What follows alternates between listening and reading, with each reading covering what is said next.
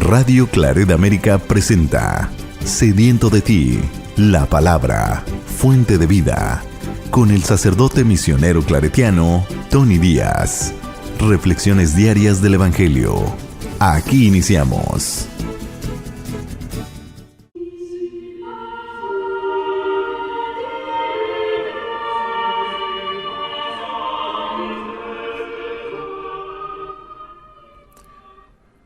Bienvenidos hermanos a nuestras reflexiones del Evangelio del día. Hoy es miércoles de la 10ª semana del tiempo ordinario, miércoles de la 10ª semana del tiempo ordinario. El Evangelio de hoy viene de Mateos capítulo 5 versículos 17 al 19. En aquel tiempo Jesús dijo a sus discípulos: «No crean que he venido a abolir la ley o los profetas. No he venido a abolirlos, sino a darles plenitud. Yo les aseguro que antes se acabarán el cielo y la tierra que deje de cumplirse hasta la más pequeña letra o coma de la ley. Por lo tanto, el que quebrante uno de estos preceptos menores y enseñe eso a los hombres, será el menor en el reino de los cielos. Pero el que los cumpla y los enseñe, será grande en el reino de los cielos». Palabra del Señor. Muy bien, demos comienzo a nuestra reflexión del Evangelio de hoy. Continuamos leyendo del Sermón de la Montaña, el primero de 5 discursos de Jesús en el Evangelio de Mateos. Ayer, el lunes y martes escuchamos acerca de las bienaventuranzas en este Evangelio de Mateos, en el cual Jesús realmente nos da una visión totalmente diferente de lo que es lo que significa vivir bajo el reinado de Dios. ¿Cuál es la definición? ¿Cuál es la actitud? ¿Cuál es la apertura del ciudadano del reino de Dios ante lo que Dios nos propone como hijos e hijas amados de Él, y cómo vivir no solamente en relación con Dios, sino también en relación a otros, en relación al mundo, en relación a mi prójimo? Aquí Jesús ahora nos presenta un tema que fue muy discutido particularmente en la comunidad de donde sale este Evangelio de Mateo. El Evangelio de Mateo es el más judío de los 4 evangelios. Es el evangelio que más se esfuerza de hacer una conexión entre el Antiguo Testamento y Jesús. Que Jesús es el que cumple todo cuanto la ley mosaica y los profetas hablaban acerca del Mesías que tenía que venir. Entonces, Mateo se esfuerza en gran parte de hacer estas conexiones, de crear estos puentes entre el Antiguo Testamento y Jesús y las enseñanzas de Jesús. Por eso, aquí la pregunta que resalta en este Evangelio de hoy: ¿cómo es que Jesús es el cumplimiento, es la plenitud tanto de la ley mosaica como de los profetas? Y cuando decimos ley mosaica y los profetas, estamos hablando de la totalidad del Antiguo Testamento, porque hay otros libros que incluyen la totalidad del Antiguo Testamento, como los libros históricos, los libros sapienciales, o sea, de la sabiduría, que forman parte del Antiguo Testamento tal y como nosotros lo conocemos hoy en día. Así que este Evangelio de hoy está contestando esa pregunta: ¿cómo es que Jesús cumple, realiza o lleva a la plenitud lo que la ley mosaica y los profetas nos dan? Y esta pregunta era muy importante porque los primeros cristianos, en su mayoría, eran judíos convertidos al cristianismo. Entonces, para estos primeros judíos cristianos, el cristianismo no era un rechazo del judaísmo, no era una nueva religión, sino era el desarrollo, el cumplimiento, el llegar a la plenitud de lo que desde Abraham se viene viviendo dentro de Israel. Por eso, ese gran esfuerzo que hace Mateo de hacer esta conexión de Jesús con el Antiguo Testamento. Dice el Evangelio de hoy: En aquel tiempo Jesús dijo a sus discípulos: no crean que he venido a abolir la ley y los profetas. Nuevamente, por ley y profetas, Mateo está haciendo referencia a la totalidad del Antiguo Testamento. No he venido a abolirlos, sino a darles plenitud. Recordamos que la ley mosaica, tal y como la encontramos en el Antiguo Testamento, consistía en unos 613 mandamientos, prescripciones, normas que un judío fiel y devoto era llamado a cumplir, particularmente los hombres judíos, ¿no?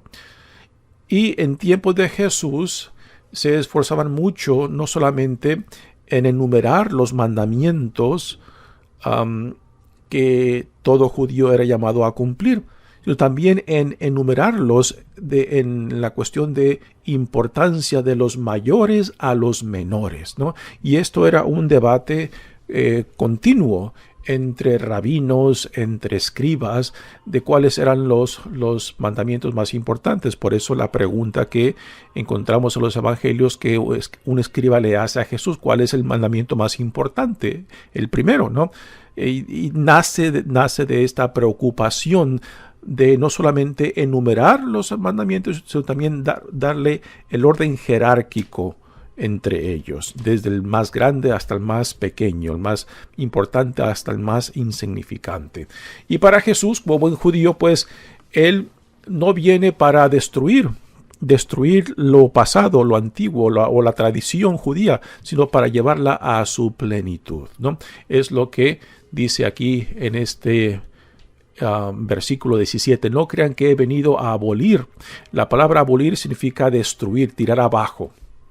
No, dice, he venido sino a darles plenitud.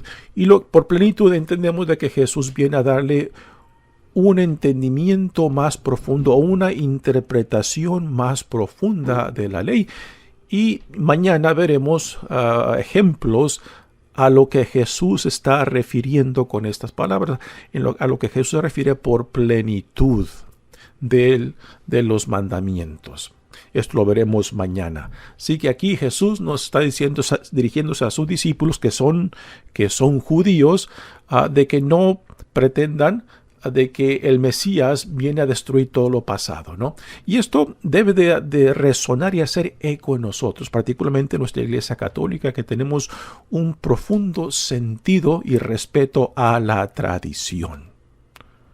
Pero la tradición debe de ser entendida apropiadamente para poder, para que nos informe, para que nos guíe, pero a últimas tenemos también que decirlo claramente, que no es la tradición lo que nos salva. La tradición nos informa, la tradición mantiene en cierta manera nuestra historia, que nos orienta hacia donde somos llamados, pero a últimas no es la tradición lo que nos salva, es la fe en Dios, la fe en Jesucristo.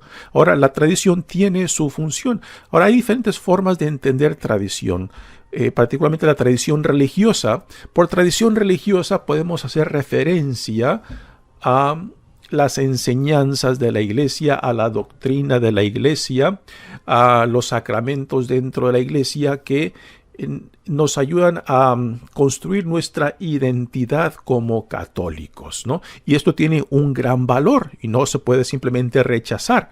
Pero para que la tradición sea una tradición viva, la tradición tiene que ser constantemente reinterpretada y no simplemente repetir lo que nuestros antepasados nos dejaron. ¿Por qué? Para que la tradición tenga vida, promueva vida en nosotros, tiene que ser reinterpretada en nuestros tiempos. Por ejemplo, el lenguaje que se utilizó hace 1000 años en la Iglesia Católica, pues es un lenguaje que hoy en día no entendemos. Para empezar, era el latín, ¿no? Y la mayoría de nosotros no entendemos el latín.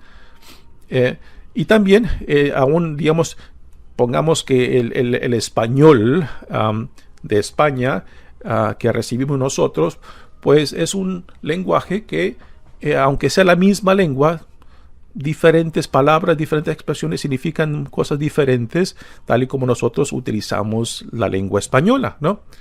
Así que la tradición tiene que ser constantemente reevaluada para que informe, para que nos guíe en el presente, llevándonos hacia el futuro. Y esta es la gran necesidad que cada generación tiene que hacer. No simplemente rechazar el pasado porque es antiguo, porque es de previas generaciones. Es como la tradición hoy en día se manifiesta y nos recuerda de dónde venimos y hacia dónde vamos, ¿no? Ahora, hay una gran problemática a veces en cómo reinterpretamos la tradición. Para unos piensan que el reinterpretarla es tirar, es rechazar, ¿no? No es eso. La necesidad de reinterpretar la tradición es hacerla viva, hacerla contemporánea para poder entender no solamente quiénes somos, de dónde venimos y hacia dónde somos llamados, ¿no? Y esto es algo que lo vemos en la naturaleza misma. Vivir implica cambiar. Vean lo que la naturaleza vive en un ciclo de un año, ¿no? Ahorita estamos en tiempos de primavera, donde la naturaleza está despertando. Después vendrá el verano, donde la naturaleza está en su vigor. Después vendrá el otoño, cuando la naturaleza empieza a dar ese cambio para entrar al invierno, donde los árboles sueltan las hojas para poder regenerarse cuando venga otra vez la primavera. Y el invierno es el tiempo de dormir, el tiempo de adquirir fuerzas para el crecimiento que vendrá después en la nueva primavera del año próximo, ¿no? Así que vivir implica cambiar.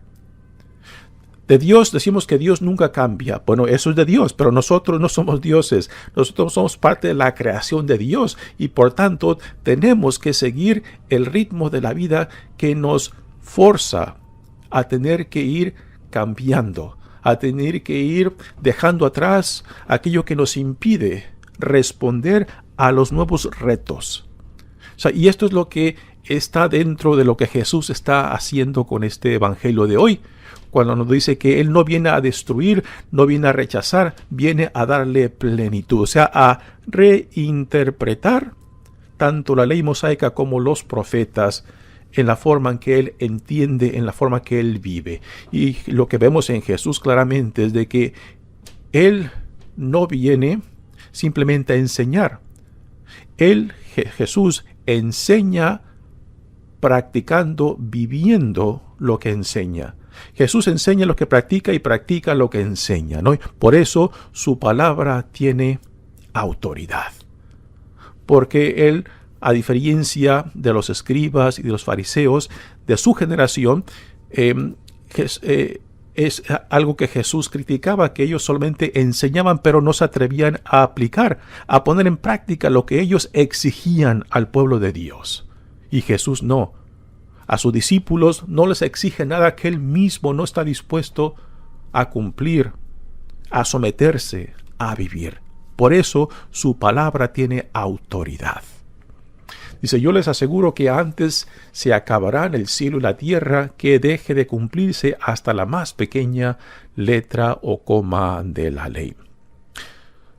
Aquí hemos de recordar que Jesús no está hablando de una interpretación literal de la ley, que era lo que los escribas y los fariseos en tiempos de Jesús estaban haciendo. Por lo tanto, el que quebrante uno de estos preceptos menores, aquí hemos de recordar el número de leyes o prescripciones en la ley mosaica 613 y el orden jerárquico que tenían de los más grandes a los más menores, de los más importantes a los menos importantes, ¿no? Así que cuando dice el que quebrante uno de estos preceptos menores, y después viene aquí lo siguiente, y enseñe a los hombres a quebrantarlos, será el menor en el reino de los cielos. Pero el que los cumpla, o sea, el que los viva, el que los aplique para sí mismo y por medio de su vida, por medio de su testimonio, enseñe, guíe a otros, este será grande en el reino de los cielos. Y nuevamente esto es lo que Jesús modela en su propia vida. No les enseña a sus discípulos, no nos enseña a nosotros nada que Él mismo no está dispuesto a someterse y a seguir. Así que el Jesús de aquí que tenemos en Mateo es un Jesús muy judío. Ahora los otros evangelios, Lucas, Marcos y Juan, nos dará una noción un poco diferente, pero no contradictoria, en la relación entre la ley mosaica y el Nuevo Testamento o Jesús mismo, ¿no? Son diferentes puntos de vista porque nacen de diferentes comunidades. El Evangelio de Mateo nace de una comunidad predominante judía cristiana. Por eso esta pregunta, esta cuestión de la relación entre la ley, los profetas y Jesús. Mi nombre es Padre Tony Díaz, misionero claretiano. Que Dios los bendiga. Radio Claret América presentó Sediento de ti, la palabra. Fuente de vida. Sus comentarios son importantes. Contáctenos en radioclaretamerica@gmail.com.